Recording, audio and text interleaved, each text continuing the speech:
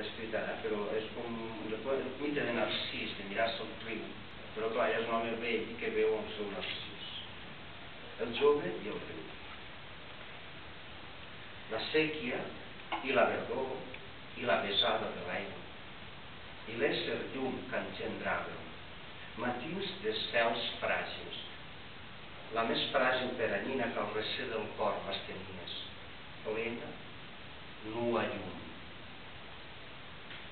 La noia que despullaves, la claror dels pits, la calç i els clavells púbers, els ulls negres.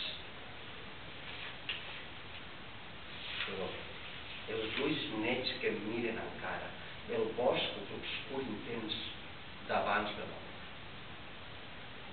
I jo, per consumir el teu desig, vull pres per la teva bellesa astral. I quan les meves mans lentes et coneixen, i és l'obscura substància de la teva aigua la mateixa que la del teu silenci, els batecs del teu cor i la tija de silenci i espines que te'l sosté fràgil.